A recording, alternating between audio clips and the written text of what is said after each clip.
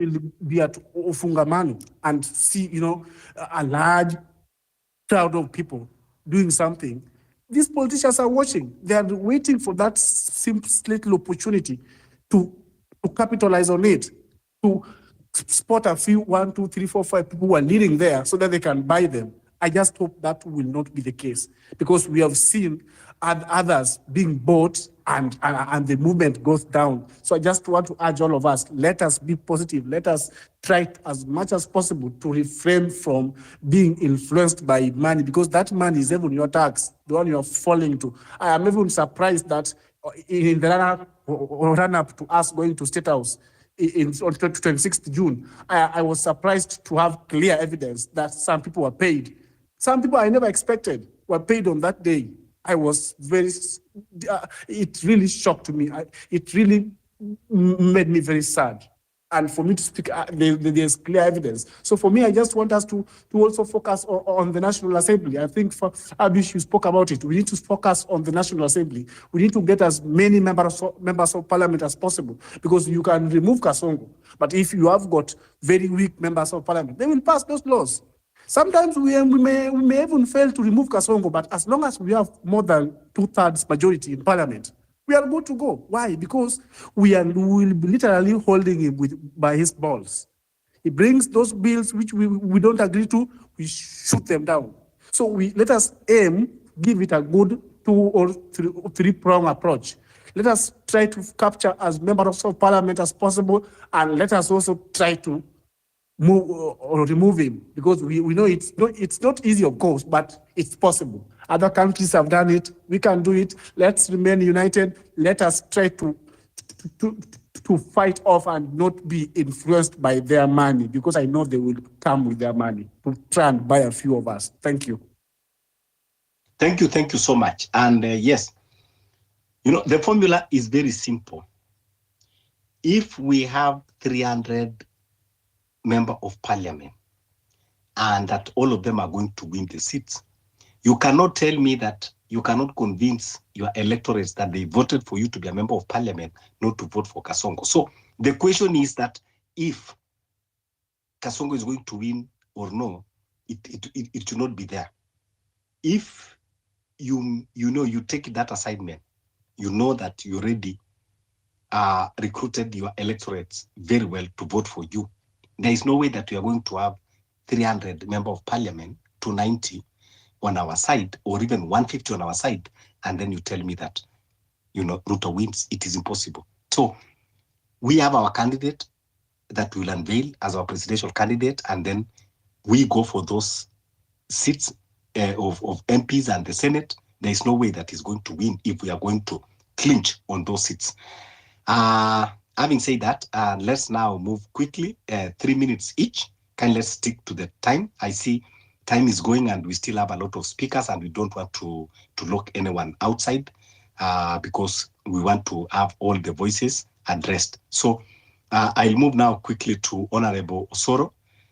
Kindly stick to 3 minutes, and then we go to Honorable John Michuki, 3 minutes. Then we go to Nabi, 3 minutes. So let's stick to 3 minutes so that at least we pave way for others. And when you already finish your submission, kindly drop so that we can have a slot for others to join in. Thank you so much. So proceed, Osoro. Okay, thank you for the opportunity. Actually, this is the second time I'm joining this space, but I've really learned a lot.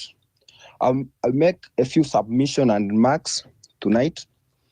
First of all, I think that the youth of Kenya, the first thing is to believe on ourselves so that we change Kenya. I believe that we are in the right trajectory for making Kenya great again. But what am I? We have been told that by the future, by the old folks, that we are the future leaders, but that time is not reaching.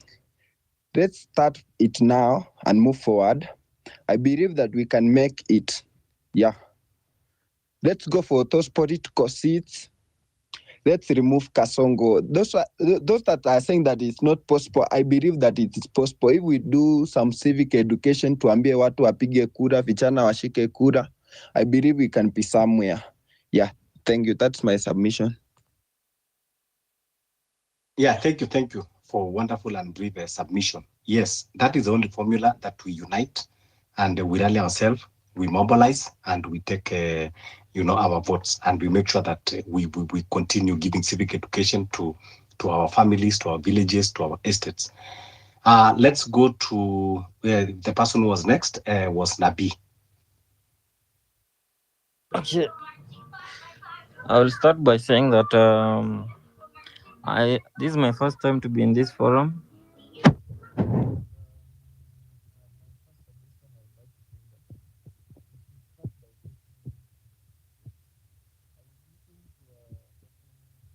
Nabi, you have issue with your mic?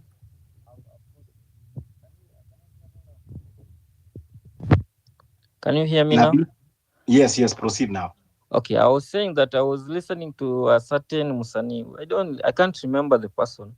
The way they garnered like 2,000 people to. Oh, it was on the interview. How they made 2 million people to get votes. I think that is the first step we should take, because the Gen Z right now, there are people who you can lead to vote, not like the other people. I was born in 1995, so I've seen people voting all the time. But I can tell you, this generation is a generation that can come out and vote. So the only thing that we need to do first, we have to make sure they have votes. That is the best thing we can do, so that when it comes to vote, the day of voting, they will mobilize themselves on TikTok, Twitter. They know how to do it. So the first thing, we have to show them that taking the vote is the best thing they can do for their lives. So that when you reach that time, we are going to win that thing. Secondly, I've been watching Ruto for a very long time. I'm not somebody who is an enemy of this one or this one, but I like to watch and see what if this guy can change or not. But I can tell you, I've been reading a book by Rinjiru. That guy is not that good when you read the book, but you will see that Ruto is using a lot of things that Moi was doing. So getting Ruto out of that chair, we will have to be digital, to be out of the time, because he's using the time of 19s. Now we have to do it in the new era, that he will learn it when we vote. We make him out of that chair and we put somebody who is responsible, who is loving this country. That is all I can suggest for now. I'm from here, Nakuru. If you come to Nakuru, you can call me. Thank you. Yes, let's connect. We have a lot of aspirants from Nakuru. Let's connect. You will meet with Daniel, also who is in Nakuru. So you can DM me your number, and then I'll forward to Daniel, and at least Daniel can connect with you. Ndio wakati tunapanga, wakati tukitembea Nakuru, we know that we already network. So this is part of the success that we are going to have at Ufungamano, the networking, because we need now to network as a country. We need to network as a people who are yearning for change. So there is no other method of networking kama si kukutana, kubadilishana mawazo, kubadilishana contact na kuhakikisha kwamba nani na kupeana support. So it is very very important easy kongamano ambao tunaanzia ufungamano, tuende kongamano la pwani, tuende kongamano la ziwa, tuende kongamano la bonde la ufa, tuende kongamano la Eastern, tuende kongamano la North Frontier District, tuende kongamano la Mlima Kenya. Tutazunguka tukifanya hizi kongamano, tukutanisha Wakenya wote. Tukishakutana sasa wote tumefanya kongamano. Sasa Wakenya wenyewe wale ambao tunataka change, tunasema okay, wacha tukue na mtu mmoja kupeperusha bendera. So and this is my appeal. This is my appeal to people like Omtata, people like, I don't know, Maraga. If you really mean well for this country, this is the time that we need to sit down and discuss. But you cannot just come and purport that you are, unapeperusha bendera, and we don't have time to network, sit down and agree. We have to have what we call people's assembly, where now people sit together and build the leaders. These are the things that we talk even on June 25th when we went to the street to Kasema. The next leaders are going to be unveiled in the streets. not in the boardrooms anymore. And that is why we have to continue having this discussion. So let's go to Michuki. Yes, thank you, guys. So, what I want to talk about is all about presidential politics. So, we need to find a strong and reliable candidate. Also, we need to build up a movement, not just a party. Also, I wanted to tackle about we need to find someone who also is able to tackle about the rights of our issues, like unemployment, corruption. Someone who can tackle about the cost of living, education system, and health infrastructure in rural areas. So we also, like us youths, we need to unify the opposition. After, let's say, like after election, people we need to be splitting. Let us one person win without a majority, like. And also, opposition leaders unite behind one strong candidate. It could change the game. So let's protect the vote also. That's all I have today. Thank you. Thank you so much. Yes, we need to unite. That is the message. There is no other formula. It is as simple as that. There is no other formula of bringing change, just only that unity. So let's hear from FOO. I don't know how to pronounce it. Is it It's full. It's full.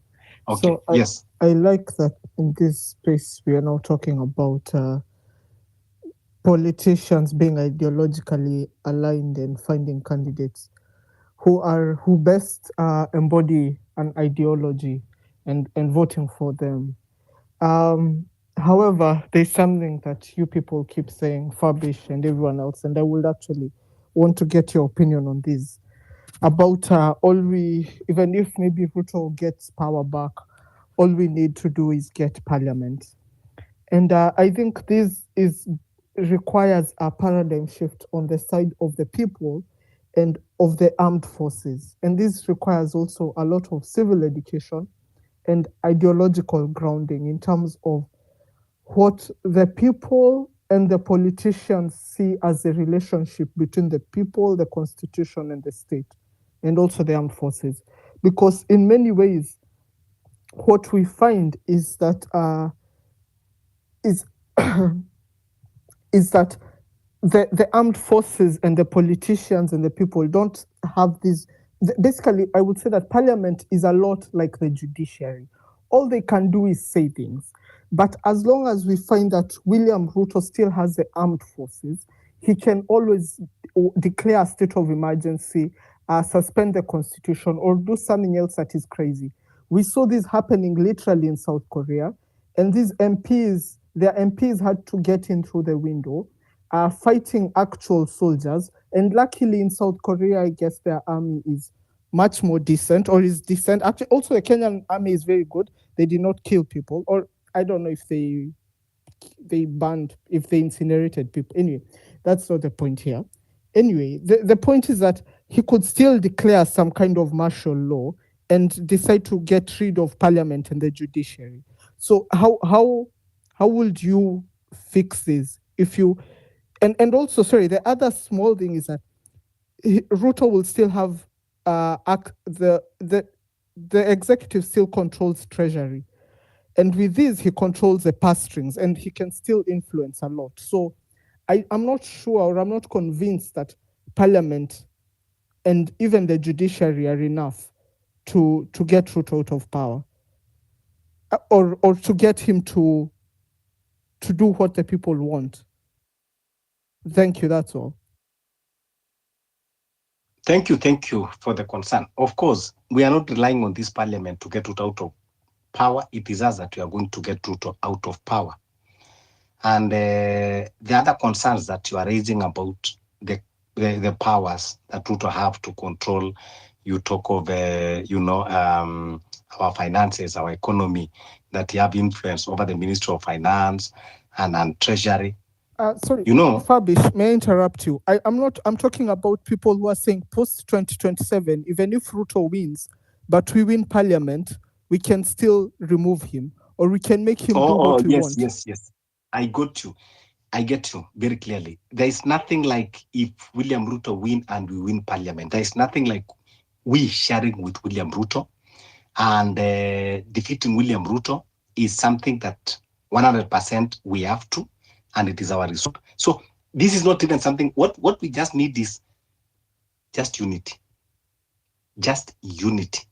and send the message across the country. You know, we just need the unity. We are now entering into the politics, and politics is a game of numbers. Game of numbers, we can only meet that numbers by us uniting. If we have now all aspirants coming together and bringing the numbers, and now we develop a structure and a formula, or now we are going to work together as one, and later unveiling one vehicle and one candidate, there is no way William Ruto is going to beat us, irrespective of whether you want to steal the votes or no. Because if 15 million of us go and cast our ballot box in one basket, I don't know how much he will need to steal for him to be able to look like he has won the election. And if he's going to steal to try and manipulate about 20 million votes, that is not something that you can hide it. That will be very clear.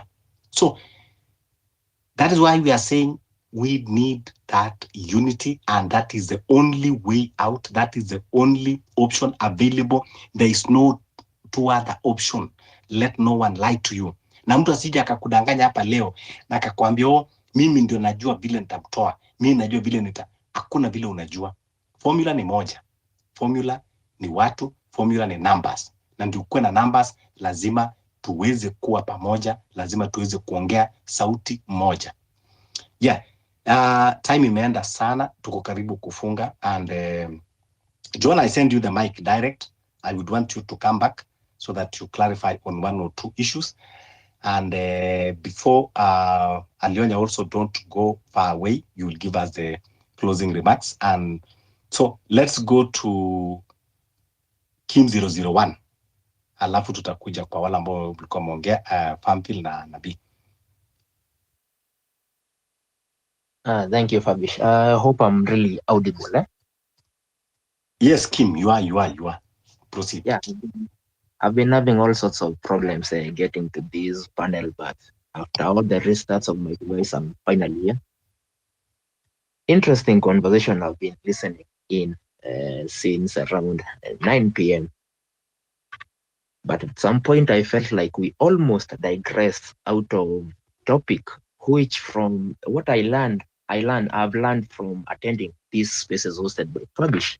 It's like they tend to be more practical than a rant space, and we almost made the mistake of digressing to ranting and projecting our own internal fears on such a very good space.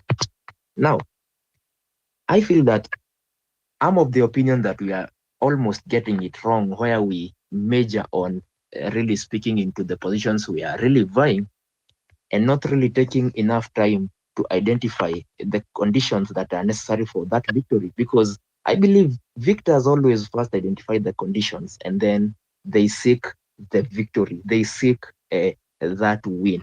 If we keep on measuring on saying, I'm Kim 001, I'm going to be running for the MP, this and this, without any sort of strategy, I believe it will just be a saying in such and such a space, and it might end up being such. If we are really scheming to take power, which is what the government is doing, they are scheming to retain power, it is not really a bad thing. So we're going to delve directly into such strategies that are going to make us be the people in that parliament and not the people that we have. We have to look for those strategies. We have to to suggest practicable things. I mean, practical things, simple things that can be replicated over and over.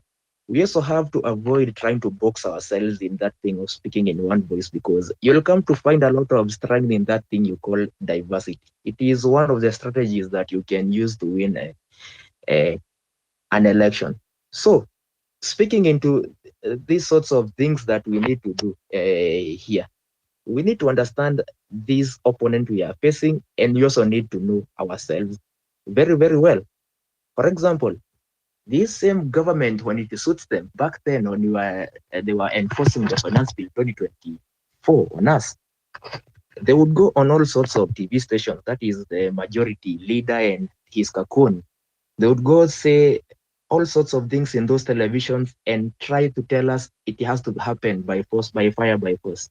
And they were saying the minority will have the say, but the majority will have the Yahweh. Now, that was politicking. If we really come to elections, we really have to learn to take it from them. We are the majority. In an election, the electorate becomes the majority, and the politicians outrightly become the minority. Are we willing to weaponize that? That is up to us. Now, we also need to learn that whatever I was referring to as the conditions to seek a win is because all these politicking will be around a narrative. And now that we've won what you may call the information war, then it is up to us to take it to the next step, to conjure the narrative around which the next election should happen. And that will place us at a very, very great advantage. We need to coin that narrative that will really put us at an advantage and disadvantage everybody else who has tasted power or who is in power at the moment, and keep them on the disadvantage side of that narrative. Let them always try to counter, but they'll not be able to evade such a narrative. Ruto conjured that hustler versus dynasty thing. It was a wave that if you were smart enough to write that, one way or another you found yourself in an elective seat. We now need to conjure ours here and now, or in such a space that will be hosted by the likes of Lavani on 25th. They really need to come up with a narrative that can go around this country like bushfire, a narrative that will be disadvantaging those people we are running against and putting us in the forefront. That is one way of really identifying those conditions, because if we let them define the conditions, then we'll always be at their disadvantages. They like to play their games around money, so we have to find a narrative that is not around money, and then make them spend all their money trying to counter that, and then we'll have tried to level that field. I also believe that in this scheme to take power, we should, or rather, we will have to anchor these sort of movements or sort of campaigns around justice, because if we really, really have to work within the whims of law, then we have to agree that law and justice are not necessarily the same thing. They may look similar, but they are not necessarily the exact thing. Law is conjured by the people who sit in those chambers, people who are designated to make laws. Those are the parliamentarians. But they are merely suggestions, or rather what they agree as a group, that this is what we want as the governing set of opinions in this country, and they make them law. If those sets of laws stop working for them, then you have to realize that those laws can always be changed. They were conjured by man, and they can always be changed at their own pleasure without necessarily even involving the electorate. So laws actually do not have actually to be just. They don't have to. Right now, we have laws that protect this freedom of speech. But now that you are speaking into the weaknesses of the regime that be, You can see the weaponization around that. Now you have all sorts of debates around we should limit the freedoms of social media, we should do this and that. They don't have to be just, but those are laws. So laws are always subject to the moral compass of those enforcers, those people who are tasked with the job of enforcing such. And if those people have crooked morals, then laws and justice will always be opposites, I mean antonyms of each other. So we have to find a way to anchor such a movement or whatever will be started on 25th on justice, not necessarily the laws of this country, because there are some that are very, very debatable. I think I might choose to pause there for now. Maybe I'll make some closing remarks then, and then give space to some other speakers. Thank you. Thank you so much, Kim. Yes. I think when we stand on the issue of integrity, integrity is actually what solves everything that a leader needs. Because when you have a leader that does not have integrity, you will not stand for justice, and you will not stand to follow the law, because the law is just in a paper. But for you to be able to abide by that law first, or to be a person that implements or judge on that law first, you must be led by integrity. And that is why we are saying that in this forum and katika kongamano nyingi ambao tunafanya, kwanza ni kuhimiza kuwa yes, even as we are coming out to seek for these positions, we have also to filter ourselves. That's why we are saying, when we are talking of the new face leadership, new generation leadership, is not just because you are a Gen Z or you are Gen Millennial, or you just want to take advantage and say that I want to be a leader. But are you standing for the integrity? Are you accountable? Are you transparent in your leadership? If we had followed strictly to the issue of integrity today, perhaps we will not have William Ruto sitting as the president. We will not have Wamunyoro being a deputy president and even hosted, and perhaps even these corrupt ministers and some of the member of parliaments would not be there today. But it is because we ignored and we left the chapter 6 only for the paper.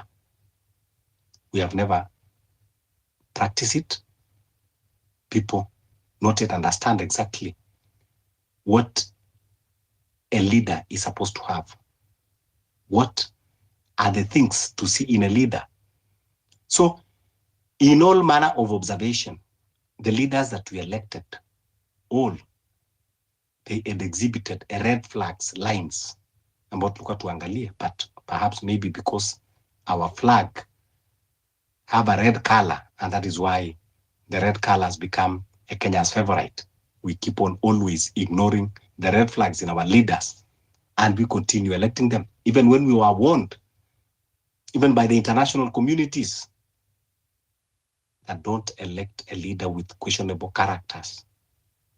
So that is why we are saying we are not expecting anybody that we are saying, kuna watu ambao wanasema we need a person that have this. Why do we have to say that we need? I would wish to say, Fabish, I have this and this and this, and I need your support to go and dispense my leadership. Thank you so much. Let's continue having this discussion. I think in 15 minutes, we are going to wrap it up. But let's hear from these speakers that are still in the panel to give us their closing remarks. And if perhaps there is someone that feel like you had something to say, still you can have a chance to speak. So wacha tusikie from Pamphil. Kindly give us your closing remarks. Thank you so much, Fabish, and my fellow Kenyans. What I want to say is this. If you have a strong leader surrounded by weak battalion, that will make that leader very weak. If you have a weak leader surrounded by strong battalion, that brings confusion. And what I know in revolution, many people might get tired, even in this forum. We are so much here, we are very many, very passionate, and with a lot of energy, enthusiasm, with a lot of nymph. But what I can say that we are likely to lose some of us on the way. But what I can say is that let us encourage each other. And I want to encourage Fabish, don't get tired, because this journey is not for the weak. This journey is not for the heart fainted, because the kind of the giant, the kind of the animal that we are going to hunt and bring it out of the forest, it is not a weak lion. It is not a dead lion. It's not a toothless lion. It is a lion that it can bite anybody, anytime, anywhere. So we need to be like a chain whereby we shall be interlocked with each other, so that whenever the lion comes to bite any one of us, the lion might find that we are interlocked, that it may be confused who to bite. But if we leave space for any one of us, I am sure the lion will bite and we are going to have casualties. What I want to say that we should not have casualties moving forward, though the panga is on air, it's likely to fall. The axe is on air, it's likely to fall on any one of us, especially Pamphil, who is going to vie on in Nairobi Senator. I know it's not going to be easy, because most of these leaders today, they have a lot of interest, especially in Nairobi, because there is a lot of corruption that is taking place in Nairobi, a lot of looting, and that is the leeway. So anytime they hear that there's a man who is coming, who will block the looting, who will block the stealing, who will be very responsible, who will do an excessive oversight, it won't go down well with them. So what I want to say, let us interlock each other. And in case you feel that you want to betray any one of us, just leave the space silently, because you will cause a lot of casualties if you betray any of us. So that is what I want to say. Let us ensure that we move as a team. No one should be left behind. Thank you so much. I wish you good night. I wish you a wonderful stay as we move forward. God bless you. God bless Kenya.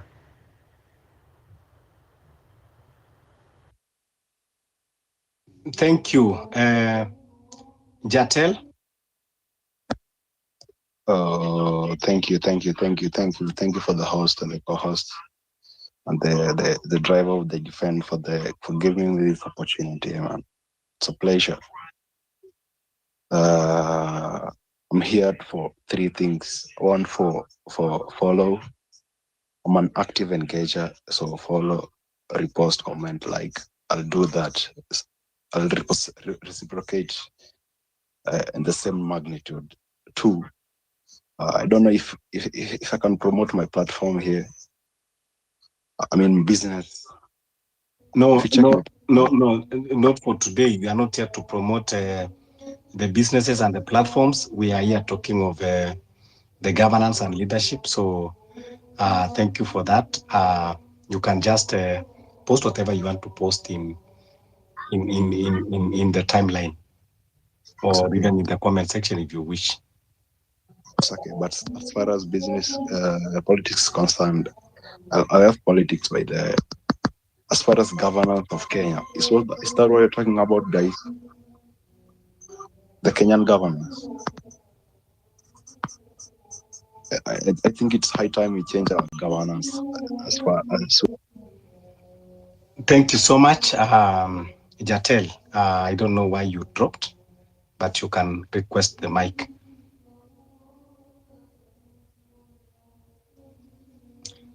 So let's go to, I see we have a new speaker, Bettingeri. If you can hear me, kindly unmute your mic. In the meanwhile, let's go for,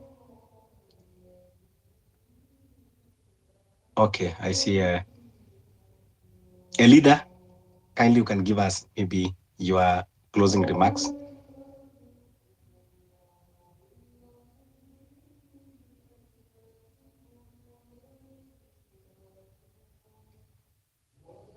A leader, you can unmute your mic. Yeah, Fabish, I'm waiting. Actually, I didn't have much to say today. My only interest was, the way forward, how to support this movement, and just to encourage young people actually, because I know that this new generation, their generation who have the best interest of this country. I remember, yesterday my sister was sharing a story with me of this Gen Z who was working in a company who was fired because she stood up to the boss and said, I'm not going to do this mess. And after that, because she was so good in her job, they took her back. So this new generation, and you people, let me tell you, when you go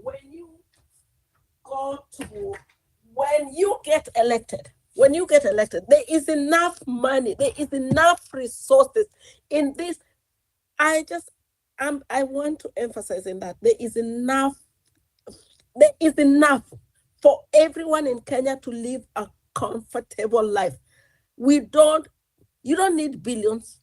I mean, you will just die and leave it all. There is enough for all of us to share. All we want is a functioning country. Please, please, please remember that, even as you're going out there, and you are the people who are going to change this country. We saw how you people went to the street, and you were leaderless. You just wanted the best. You are tribeless. You transcended the tribe.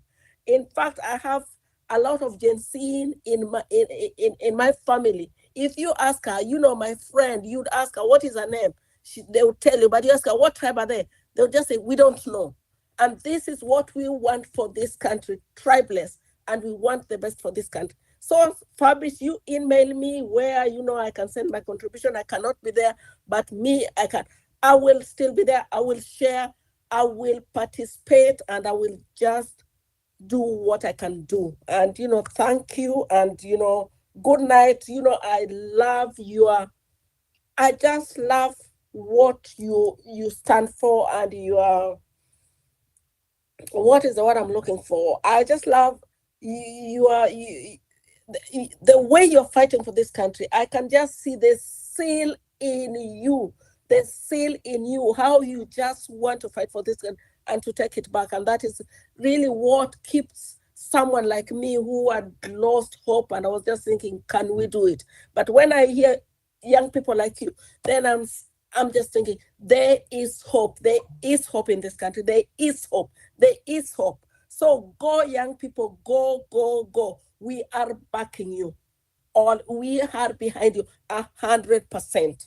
Asante sana, and I'll stay in touch and praying. That is what I do best. Asante ni sana. Asante sana kwa kusimama na Wakenya wale wote kila wakati. Hata tunakuappreciate sana, umekuwa ukitusupport for your generosity, and also you have always been consistent na kuhakikisha kwamba kila mtu wote ambao anaongea change always pushing. So, and for your guidance, for your wisdom katika kuchangia katika maswala wakati tunazungumza. Thank you so much. We really appreciate all of us, because this is the kind of unity that we need. So I see we have new speakers.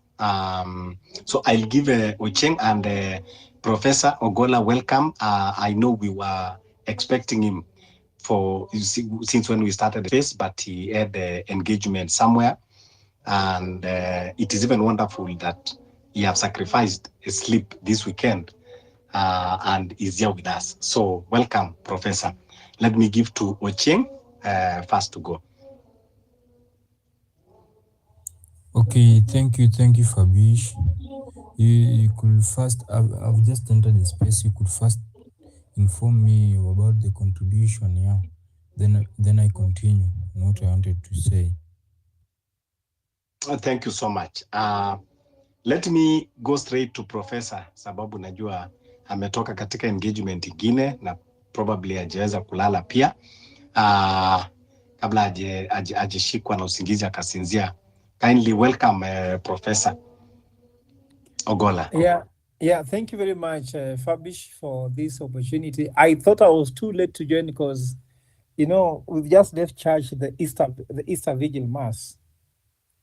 And when I arrived home, I saw your message, and I told you, sorry, I couldn't make it, but I am happy that you are still here. So first of all, let me take this chance to thank all of you for finding time for this moment. Thanking you, Fabish, for your amazing leadership. I believe that some of these are the things that really makes a difference in this world. I know that it is not as easy as it looks, but it's also as exciting as it can get if young people can come together and say that what happened on 25th of June and the Gen Z revolution did not end then, so that those people thinking that the Gen Z is dead, they are not dead. Actually, it is going to rise even stronger and stronger as time goes by. So that is just to thank you more vividly for this. And I think that the main topic here is what is happening on for Ochieng, for your case, what is happening on 25th of April is not something to take for granted. It should be something that should define our country. And what I want to say is we should appear on 25th of April like we are ready to take power, because our first appearance will be first sight. Love at first sight or hatred at first sight, or how you appear first will make people make a lot of judgment. So I was thinking that 25th of April, the main thing is to show unity. If you achieve nothing else and just display unity, would have actually achieved a lot. The second thing, let us not appear like we want to take power in the country. Let's appear that we have a solution for this country. I know some people may say, oh, we should prepare and say it, so and so is the president or presidential candidate, or no.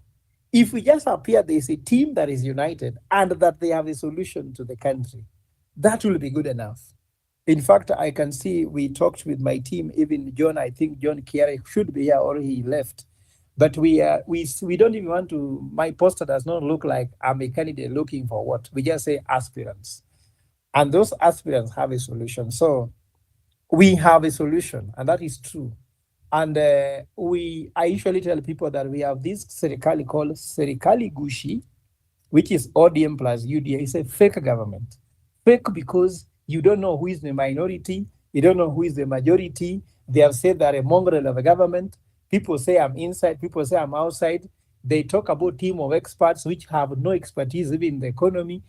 So that's a fake government. It is a broad-based government, broad to become so costly that we cannot work. Because I was telling Buddy when I met him, and I told him, you came to this government knowing that the biggest problem in Kenya is that we are overrepresented. And then the overrepresented people are overcompensated. Can you imagine having those two problems, that you are overrepresented and those who are overrepresented are overcompensated? Do you even have money to spend on anything else apart from spending money on politics? Go to every county. 99% of the budget goes to 1% of the people in the county who are politicians, leaving only 1% trickling down to 99% of the people in the county. That statistic we have done even with Bonnie Mwangi, who is an economist who lives in the US. We did and confirmed it in numbers that 99% of the resources in the county goes to 1% of people, leaving 1% to 99% of the people remaining in the county. Yet devolution was supposed to be devolved. So overrepresentation, and then we have overcompensation. The third problem we have is grossly incompetent people in government, from national government to the county government, even to the sub-county, to the ward.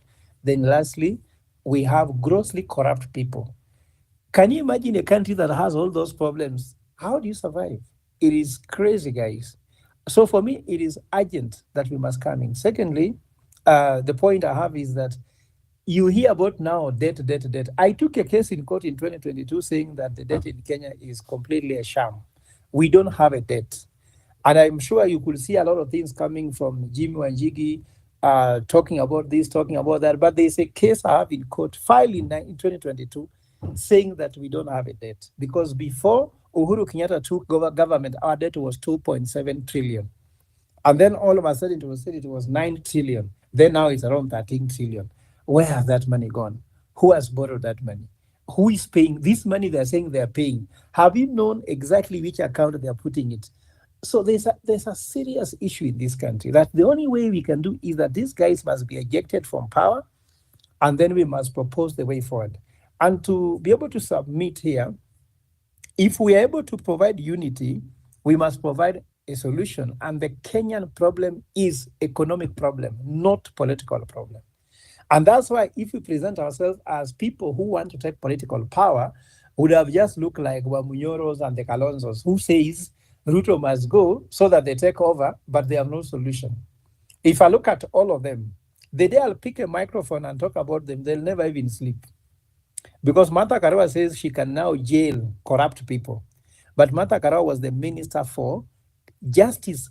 The first minister for justice and constitutional affairs was Martha Karua.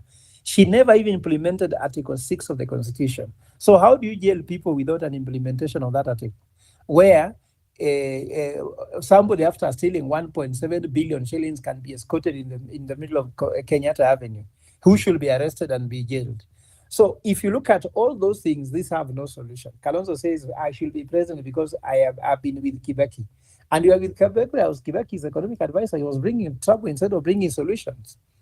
So all those people have nothing to offer. That day, I know that I'm happy that some people from J25 reached to Fabish, and we had agreed that we must paint the Kenyan economic blueprint on that day. And we have it. We have a Kenyan economic ideology, which I have done a lot of research, published a book about it, Solomonic Economics, engage people with it, and everybody agrees with it, that this book will solve the problem. And to end my submission, because I don't want to talk about that economic model now, we'll talk about it with the aspirants who are coming on that day. I'm preparing a flyer that communicates it, but it's just upon you people to buy it. I have analyzed that youth unemployment is 60%. Youth underemployment is 20%, meaning that 80% of the youth potential is wasted. Now, why am I saying that? I'm saying that because even if Jesus Christ was to become the president of Kenya, without solving the economic problem, we shall still say Jesus must go. So it does not matter who becomes the president if they cannot solve the economic problem. And today I sent a video that went to State House today, and I received a threat. I told people on that video that when William Ruto said that he cannot go when everyone in Kenya has said he must go, he has declared war against Kenyans because he has invaded. It's like a guest who has come to our sitting room. We give them food. We give them a seat to sit. Then after they are satisfied, then they say they cannot leave. So that is war. Imagine someone has come to your bedroom. Then once you welcome them to your house, then they say they cannot leave. See, it is a war. So he has declared war on Kenyans. The only way I told Ruto to tell us he cannot go is by sorting out the economic problem that Kenyans are having, corruption, bring in the issue of integrity, bring out governance, and because he's incapable of doing, let him just go home. Because we cannot even wait for him to start doing it. Because he's had 2 years and a half, coming to 3 years, he can't do it. So guys, if we cannot take advantage of the opportunity taking place in Kenya now, then we are lost. There are a bit of some global issues here.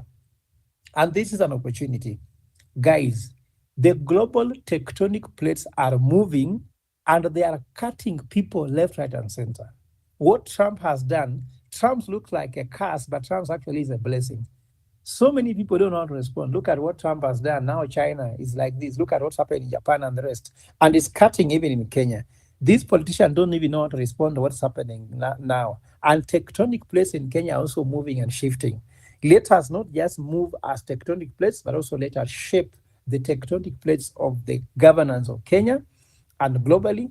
And with those things, if we remain so united, strong, and focused, these people cannot stop us from beating them. And thank you very much, Fabish.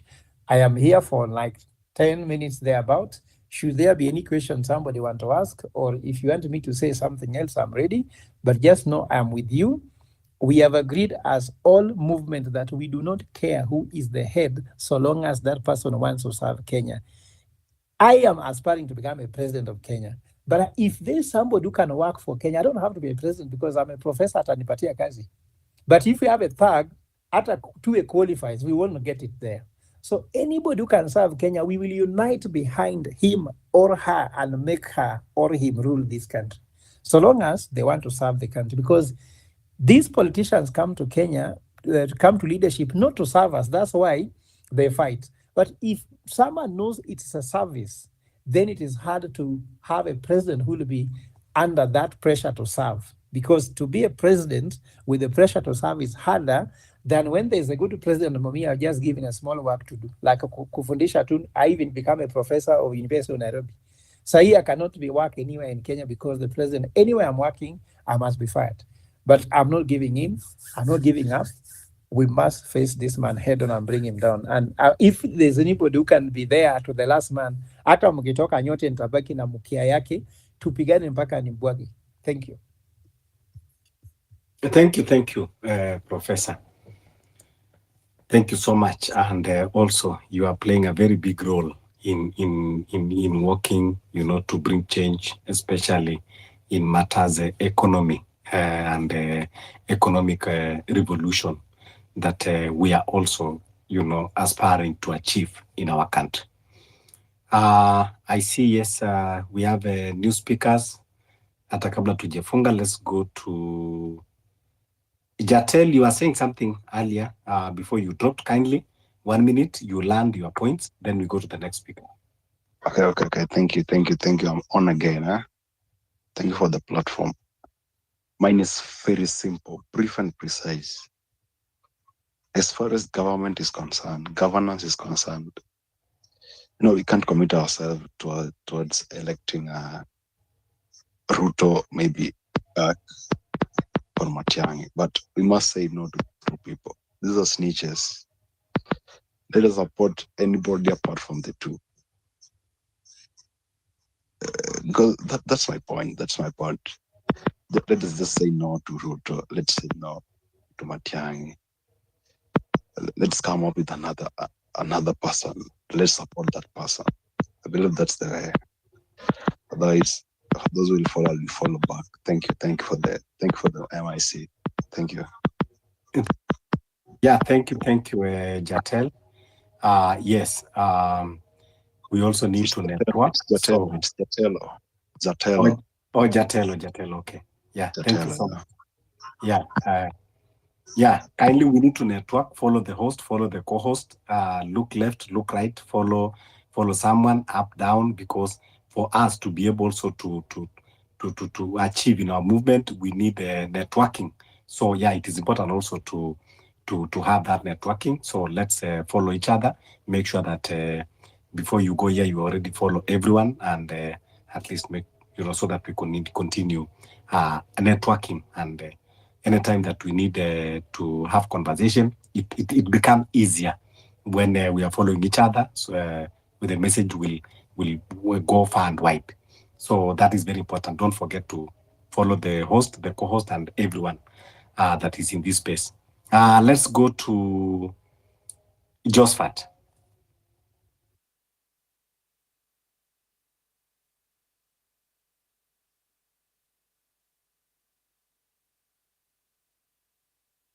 Josephat. Josephat, if you are not ready, let's give to Kim 001. Your hand is up. You had spoken earlier, maybe 1 minute. If you have anything that you feel it is burning.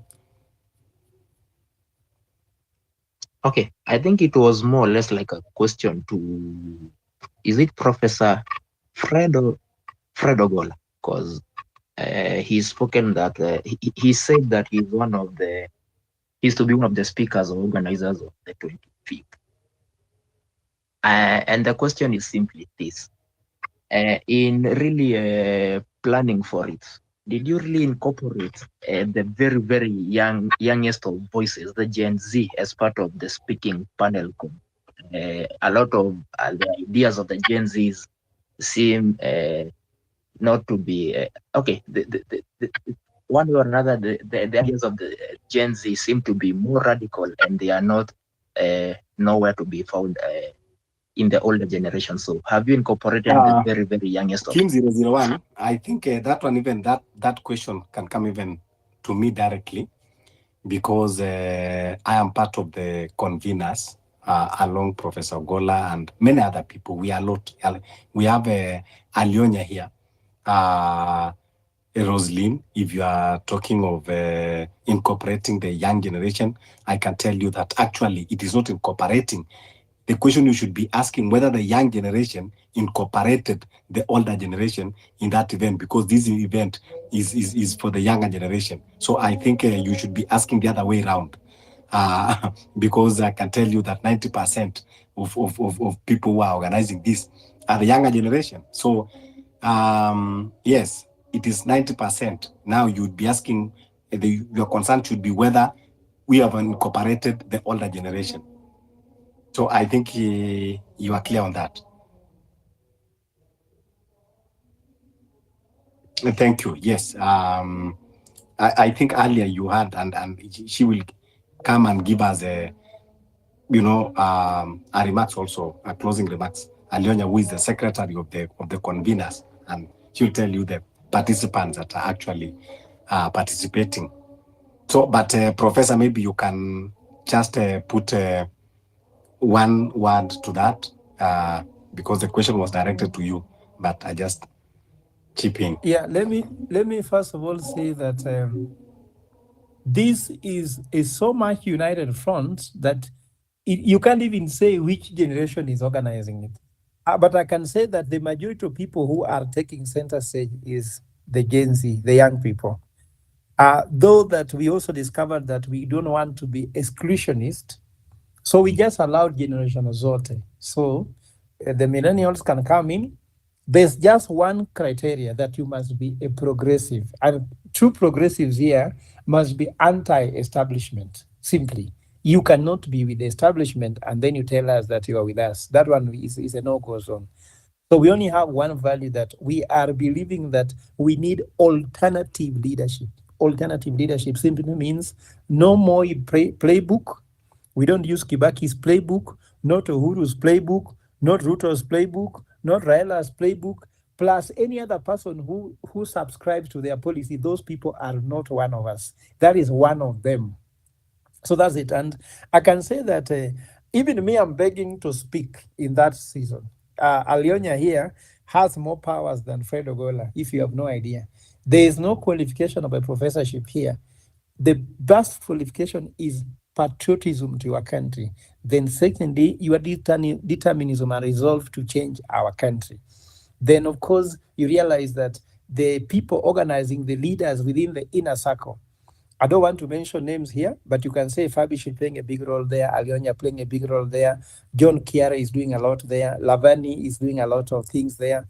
There's somebody called Brian. So there's just everybody playing a role. Even there's a board already that is trying to give advice to different establishments. We have trustees that ensures that the interest of everyone is taken. So there's a lot of things that are on the background. But nevertheless, let me not reveal too much because I have no permission. What I know is that it's a united front. And even Fabish, you have to tell anybody that the title of co-conveners is not yet closed. You just have to come in and prove a certain criteria to make you a co-convener. Either you have a group already you are set up that has got followers, or you can say you are a political party leader, or you can say that you are commanding a certain civil society organizations, or maybe you are a high networked person who can bring more people in the network, but also resources. So co-convener title is still open. We don't want anyone to claim to be a leader of anybody. Anybody comes in as a leader, as a co-convener. And that's the highest title so far that you can ever get here. So even you, my brother, if you feel that there are some young people you can bring and some progressives you can bring them, and you actually will qualify to be a co-convener and play the role like the one we are doing, Fabish is doing, and the rest. Everyone is welcome, because the more numbers we have, the better. And we should find a criteria to bring in more people than to 9 people. Even these candidates, don't be worried that you will be a governor candidate in another county and you fear bringing people because they are challenging. We want you to be challenged. Even me, who is saying I want to run for president, even if you have 50 presidential candidates, let's start from there. Then from there, we can have a criteria to at least reduce the number to maybe 20. Then we go for primary so that we see who actually has the ground. No fear. The most important thing is that we don't just want Ruto to go, but we want somebody who can be able to champion this ship to really get us to the real Canaan, because the Canaan that we are supposed to go should have been a very fake Canaan, really. Thank you so much, Professor. Yes, the more people we have, advantage for mobilization and everything. So, as is, it is not about competition, because this is not about the political position. I mean, about the position. No, it is about the change. So, even if 50 people are vying for, let's say, maybe where Fabish, if I was to vie, I'd be glad, because I am sure of that at least one of us, one from our group, he will have that space, rather than when you are buying alone and you are at risk of losing to the person that represents the status quo. So afadhali, where you are buying, muwe muko watu 20 ambao you belong, to same place. Unajua, at least hata mimi nikikosa, but mwenye atachukua ni mtu ambao tunaelewana and is going to affect the change that we have discussed. Now, I think we are really going to close at the top of the hour. Let's go to Lyson, alafu sasa tuende katika remarks. Lyson.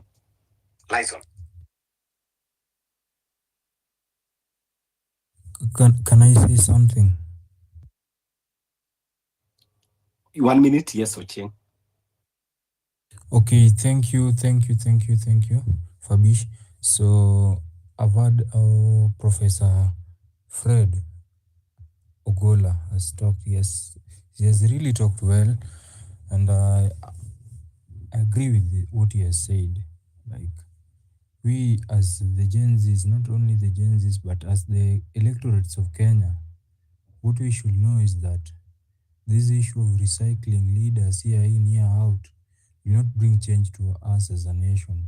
We need, or rather we ought, to go for the vibrant new leaders who are willing and ready to change the economic status of Kenya, instead of going for the tumbocrats and also the leaders who have been in the political cycle for a very long time.